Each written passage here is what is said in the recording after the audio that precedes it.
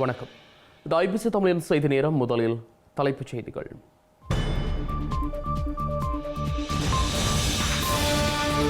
தமிழர்களின் படுகொலைக்கு அனைத்துலக விசாரணையை எதிர்த்த ஸ்ரீலங்காவின் பேராயர் நிலைப்பாட்டில் தளர்வு. ஸ்ரீலங்கா தலைவர்கள் மீது விமர்சனம். புலம்பெயர் நாடுகளில் அன்னை பூபதிக்கு நினைவேந்தல். லண்டன் மற்றும் பாரிஸில் உணர்வுமய நிகழ்வுகள். தையட்டி விகாரைக்கு தனியார் காணியை அபகரிக்க திட்டம். ஸ்ரீலங்காவின் தேசிய பாதுகாப்பு குழுவின் நகர்விற்கு கண்டனம். இந்தியாவின் தேசிய தொலைக்காட்சியும் காவிமயம். தூரதர்சனின் இலச்சனையின் நிறமாற்றம். பாஜக சதி என ஸ்டாலின் கண்டனம். இஸ்ரேலுக்கான அமெரிக்காவின் நிதியுதவிக்கு அனுமதி. ஜோ பைடன் இனப்படுகொலை செய்ததாக பலஸ்தீனம் குற்றச்சாட்டு.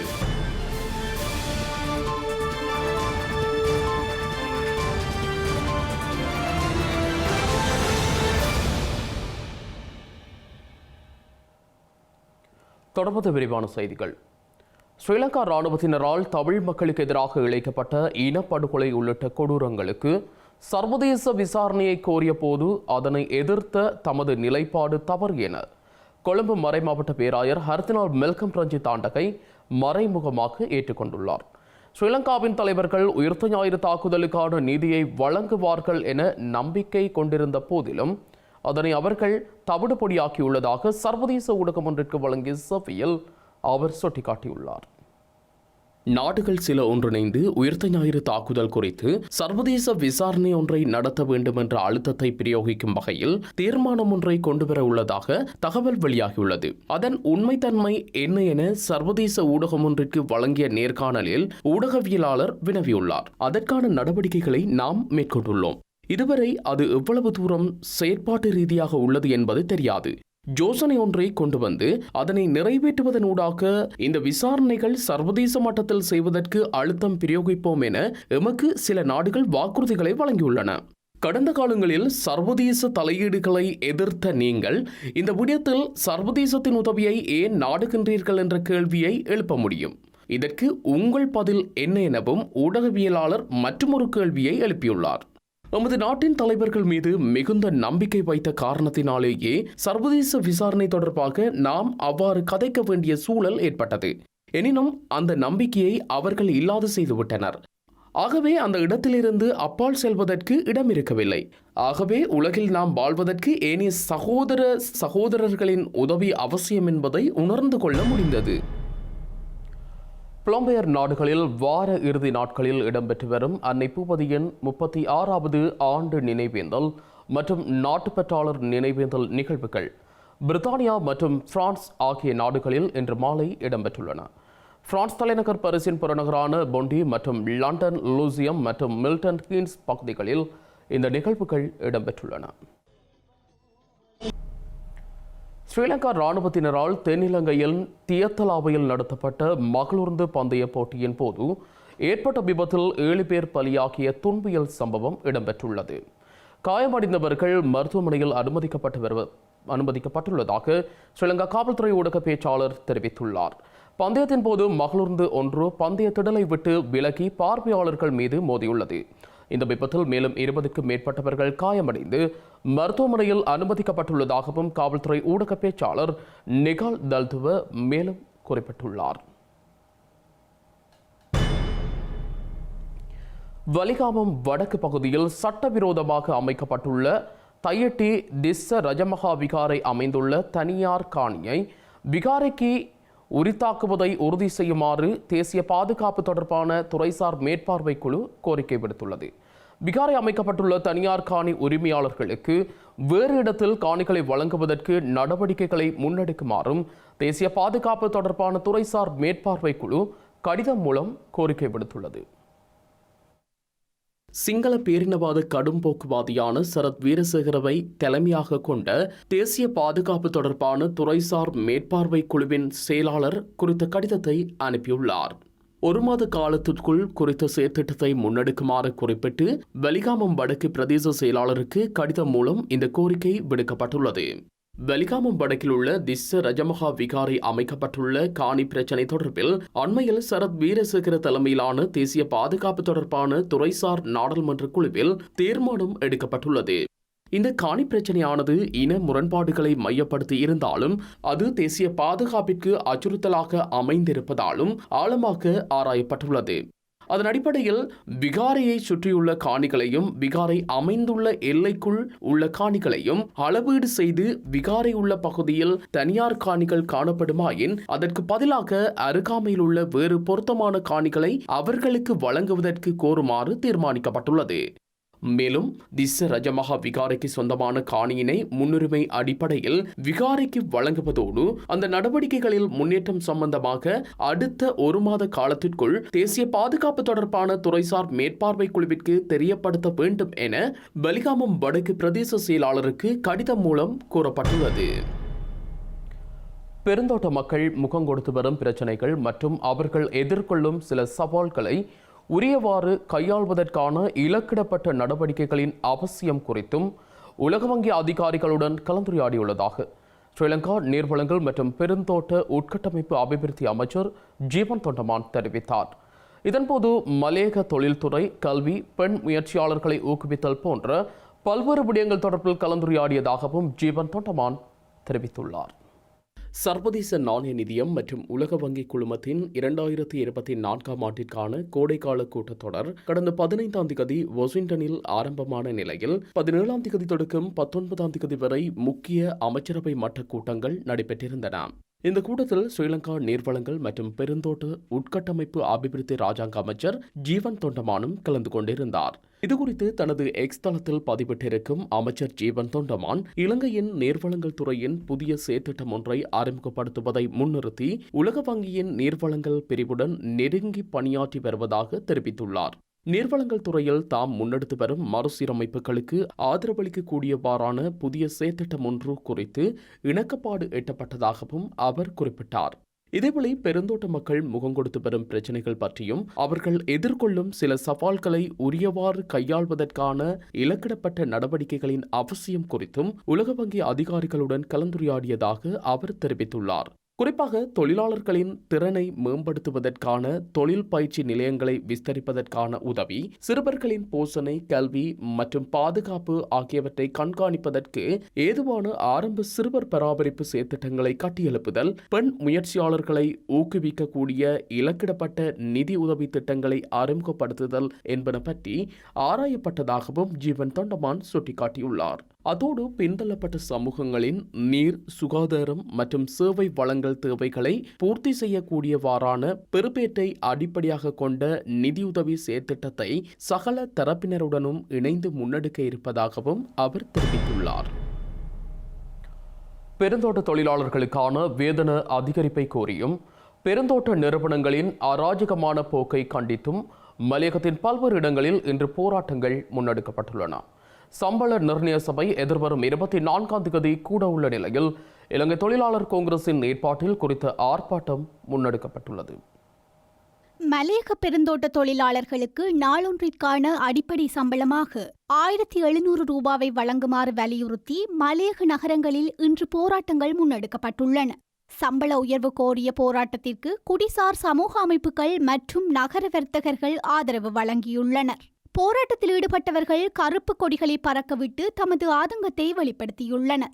நுவரெலியா மாவட்டத்தில் சில நகரங்களில் சம்பள உயர்வுக்கான அழுத்தம் கொடுக்கும் போராட்டங்கள் முன்னெடுக்கப்பட்டுள்ளதுடன் பதுளை மாவட்டத்தின் 3 பிரதேசங்களிலும் போராட்டங்கள் முன்னெடுக்கப்பட்டிருந்தன.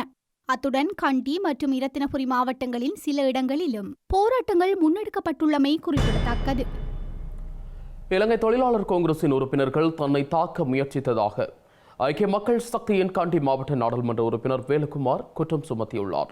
இலங்கை தொழிலாளர் காங்கிரசின் செயற்பாட்டை விமர்சித்து வந்த நிலையில் குறித்த தாக்குதல் முயற்சி மேற்கொள்ளப்பட்டதாக வேலுக்குமார் குறிப்பிட்டுள்ளார். நுவரெலியா புசலாவை ஸ்ரீ மகா கணபதி ஆலயத்தின் அடிக்கல் நாட்டும் விழா இன்று இடம்பெற்றது. குறித்த நிகழ்வில் கண்டி மாவட்ட நாடாளுமன்ற உறுப்பினர் வேலுப்பிள்ளை குமார் கலந்து கொண்டிருந்தார். அதன் பின்னர் தனது அடுத்த நிகழ்வில் கலந்து கொள்வதற்கு சென்றிருந்த போது இலங்கை தொழிலாளர் காங்கிரசின் உபதலைவர் செல்லமுத்து உட்பட குழு ஒன்று தன்னை தாக்க முயன்றதாக வேலுக்குமார் குற்றம் சுமத்தியுள்ளார்.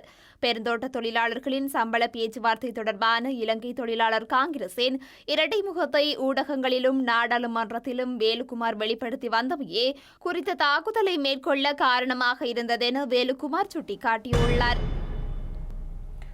இலங்கையில் உள்ள மாகாணங்களில் ஆளுநர்களில் மாற்றங்களை மேற்கொள்ள ஸ்ரீலங்கா ஜனாதிபதி தீர்மானித்துள்ள தகவல் வெளியாகியுள்ள பின்னணியில் தென்மாகாண ஆளுநர் வில்லி கமகே பதவி விலகியுள்ளார். இந்த நிலையில் வடமேல் மாகாண ஆளுநராக பதவி வகிக்கும் லக்ஷ்மன் ஜாப்பா அபேவர்த்தன தென்மாகாணத்திற்கு மாற்றப்பட உள்ளதாக தெரிவிக்கப்பட்டுள்ளது. ஸ்ரீலங்கா பொதுஜன பெரமுனவிற்கு மிகவும் நெருக்கமானவராக அறியப்பட்ட தென் மாகாண ஆளுநர் வில்லி கமகே தனது பதவி விலகல் கடிதத்தை ஜனாதிபதியின் செயலாளருக்கு அனுப்பியுள்ளார். இந்த நிலையில் வில்லி கமகேயின் இடத்திற்கு லக்ஷ்மன் யாப்பா அபேவர்த்தன நியமிக்கப்படவுள்ள அதேவேளை வடமேல் மாகாண ஆளுநராக முன்னாள் அமைச்சர் ஹபீஸ் நசீர் அகமட் நியமிக்கப்படவுள்ளதாகவும் தெரிவிக்கப்பட்டுள்ளது. இலங்கை தமிழரசு கட்சி ஜனாதிபதி தேர்தல் தொடர்பில் இதுவரைக்கும் ஒரு பொது வேட்பாளரை களமிறக்குவது தொடர்பில் தீர்மானிக்கவில்லை எனவும் கட்சி சார்ந்து வெளிவரும் கருத்துக்களில் உண்மைத்தன்மை இல்லை எனவும் கட்சியின் மட்டக்களப்பு மாவட்ட மகளிர் அணி உபதலைவி தயாளகுமார் கௌரி தெரிவித்துள்ளார். இலங்கை தமிழரசு கட்சியின் மட்டக்களப்பு மாவட்டம் மண்முனை தென் மேற்கு பிரதேச கிளையின் மகளிர் அணி நிர்வாக தெரிவில் கலந்து கொண்டு கருத்துரைக்கையிலேயே தயாளகுமார் கௌரி எவ்வாறு தெரிவித்துள்ளார். பலர், அதாவது வடகிழக்கு பகுதிகளிலிருந்து பலர் கூறுகின்றார்கள், சிவில் அமைப்புகள் பொதுவான ஒரு நபரை தீர்மானிக்க வேண்டும் அல்லது தமிழ் அரசியல் தரப்பில் தீர்மானிக்க வேண்டும் என்று. தமிழ் அரசியல் கட்சியை பொறுத்தவரையில் அவ்வாறு எந்த ஒரு பொது வேட்பாளரையும் எங்களை பொறுத்தவரையில் தீர்மானிப்பது என்பது ஒரு உண்மைத்தன்மை அற்ற ஒரு விடயமாகவே காணப்படுகின்றது. இன்றைய இந்த மகளிர் தின பிரதேச கிளை கூட்டத்திலும் கூட அவ்வாறு எந்த விதமான திட்டவட்டமான ஒரு பொது வேட்பாளர்களையும் இறக்குவதாக எந்த ஒரு உண்மை தன்மையும் இந்த கருத்தில் இல்லை என்பதையும் நாங்கள் இந்த ஒரு தெளிவூட்டலின் ஊடாக தெரியப்படுத்திருக்கின்றோம். ஆகவே எதிர்வரும் காலங்களில் மட்டக்களப்பில் மகளிர் அணியின் பலம் ஓங்கும் என்பதை சொல்லிக்கொண்டு திட்டவட்டமாக நாங்கள் இதுவரையும் இந்த தீர்மானமும் பொது வேட்பாளர் ஒரு இந்த தேர்தல் ஜனாதிபதி தேர்தலை சந்திக்க நாங்கள் எதிர்நோக்கினால் கூட வடகிழக்கில் இதுவரைக்கும் எந்த விதமான ஒரு பொது வேட்பாளரையும் தமிழரசு கட்சியோ மகளிர் அணி தரப்பிலிருந்து நாங்கள் தெளிவாக சொல்லிக்கொள்ள விரும்புகின்றோம். மக்களுக்கு எந்த ஒரு பொது வேட்பாளரையும் இறக்குவதாக இன்று வரை ஒரு தீர்மானமும் இல்லை. உலகளாவிய அரசியலில் எதிர்காலத்தில் இலங்கை அமைந்துள்ள ஆசிய பசிபிக் பிராந்தியம் முக்கிய இடத்தை பெறும் என எதிர்பார்க்கப்படும் நிலையில் அதனை நோக்கிய நகர்வுகளை வல்லரசு நாடுகள் முன்னெடுத்து வருகின்றன. அந்த வகையில் சீனா மற்றும் ஜப்பானின் முக்கிய அரசாங்க அமைச்சர்கள் இந்த மாதமும் அடுத்த மாதமும் இலங்கைக்கு விஜயம் செய்ய உள்ளனர். சீனாவின் ஆளும் கம்யூனிஸ்ட் கட்சியின் சர்வதேச பிரிவின் துணை அமைச்சரான சன் ஹயன் நாளை மறுதினம் 23ஆம் திகதி இலங்கைக்கு செல்லவுள்ளார். 2 நாள் உத்தியோகபூர்வ விஜயம் மேற்கொள்ளும் அவர் ஸ்ரீலங்கா ஜனாதிபதி மற்றும் பிரதமர் உள்ளிட்ட அரசாங்கத்தின் உயர்மட்டத்தினரை சந்தித்து கலந்துரையாடவுள்ளார். இதேவேளை ஜப்பானின் வெளிவிவகார அமைச்சர் ஹயாசி ஜோசிமசாவும் மே மாத முற்பகுதியில் இலங்கைக்கு செல்லவுள்ளார். இந்த விஜயத்திற்கான நோக்கம் மற்றும் திகதி தொடர்பான தகவல்கள் இதுவரை வெளியிடப்படவில்லை. எனினும் இலங்கையின் பொருளாதார மீட்சி மற்றும் கடன் மறுசீரமைப்பு உள்ளிட்ட விடயங்கள் குறித்து ஜப்பான் வெளிவிவகார அமைச்சர் ஸ்ரீலங்கா அரசாங்கத்தின் உயர்மட்டத்தினருடன் பேச்சு நடத்தலாம் என எதிர்பார்க்கப்படுகின்றது. தென்னிந்திய உற்பத்திகளை ஏற்றுமதி செய்ய கொழும்பு மற்றும் திருகோணமலை துறைமுகங்களை பயன்படுத்தினால் பொருளாதார ரீதியில் தென்னிந்தியாவிற்கு அதிக நன்மைகள் கிடைக்கும் என ஸ்ரீலங்கா தேசிய பாதுகாப்பு ஆலோசகர் சாகல ரத்நாயக்க தெரிவித்துள்ளார். இந்தியாவுடனான நேரடி நில ரீதியிலான இணைப்பை தொலைநோக்குடன் இலங்கை அணுகுவதாக சாகல ரத்நாயக்க குறிப்பிட்டுள்ளார். இலங்கையின் பொருளாதாரத்தை ஸ்திரமான நிலைக்கு கொண்டு செல்ல வேண்டும். சுற்றுலாத்துறையை மேலும் வலுப்படுத்த நடவடிக்கை எடுக்க வேண்டும். மீள் புதுப்பிக்கத்தக்க வலுசக்தி பயன்பாடுகள் குறித்து கூடுதல் அவதானம் செலுத்தப்பட வேண்டும். இதற்கு நாட்டில் உள்ள அனைத்து துறைமுகங்களையும் நவீன தொழில்நுட்பத்துடன் அபிவிருத்தி செய்ய வேண்டும். கொழும்பு துறைமுகத்தின் தென் முனையத்தில் தான் கூடுதல் செயற்பாடுகள் இடம்பெறுகின்றன. கிழக்கு மற்றும் மேற்கு முனையங்களிலும் முக்கிய துறைமுக செயற்பாடுகள் இடம்பெறுகின்றன. இவற்றை அடுத்த கட்ட வளர்ச்சிக்கு கொண்டு செல்வது அவசியம். அப்போதுதான் இந்தியாவிற்கு செல்லும் சர்வதேச சரக்கு கப்பலின் பண்ட பரிமாற்ற நடவடிக்கைகளை இலங்கையில் மேற்கொள்ள முடியும். இஸ்ரேல் கமாஸ் மோதலுடன் சர்வதேச சரக்கு கப்பல் போக்குவரத்தில் ஏற்பட்ட மாற்றங்களினால் கொழும்பு துறைமுகத்தின் செயற்பாடுகள் அதிகரித்தன. இது இலங்கைக்கு நன்மையாகியது. இந்தியாவுடனான இணைப்புகள் குறித்து பேச்சுவார்த்தைகள் முன்னெடுத்து வருகிறோம். இலங்கைக்கும் இந்தியாவிற்கும் இடையில் பாலம் கட்டுவதனூடாக நில ரீதியான நேரடி இணைப்பு ஏற்படுகிறது. இந்த இணைப்பின் ஊடாக இலங்கை எவ்வாறு நன்மை அடையும் என்ற தொலைநோக்கு பார்வை எமக்கு இருக்க வேண்டும். குறிப்பாக தென்னிந்தியாவின் உற்பத்திகளின் ஏற்றுமதியில் இலங்கை துறைமுகங்கள் பயனடைய முடியும். குறிப்பாக கொழும்பு மற்றும் திருகோணமலை துறைமுகங்களை தென்னிந்தியா தமது ஏற்றுமதிகளுக்காக பயன்படுத்த முடியும். இந்திய துறைமுகங்களை பயன்படுத்துவதை விட பொருளாதார ரீதியில் தென்னிந்தியாவிற்கும் நன்மை அளிக்கும். இவ்வாறான திட்டங்களினால் இலங்கைக்கு தொழில் வாய்ப்பு ரீதியான நன்மைகள் உள்ளிட்ட பல நன்மைகள் கிடைக்கும். செய்திகளின் நிறைவாக மீண்டும் தலைப்புச் செய்திகள்.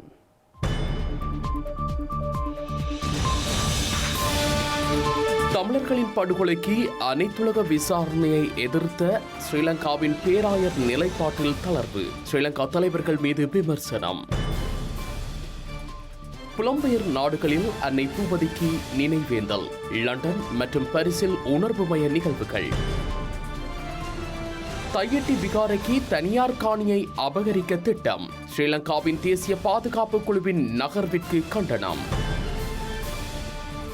இந்தியாவின் தேசிய தொலைக்காட்சியும் காவிமயம். தூரதர்சனின் இலட்சணையின் நிறமாற்றம். பாஜக சதி என ஸ்டாலின் கண்டனம். இஸ்ரேலுக்கான அமெரிக்காவின் நிதியுதவிக்கு அனுமதி. ஜோ பைடன் இனப்படுகொலை செய்ததாக பலஸ்தீனம் குற்றச்சாட்டு.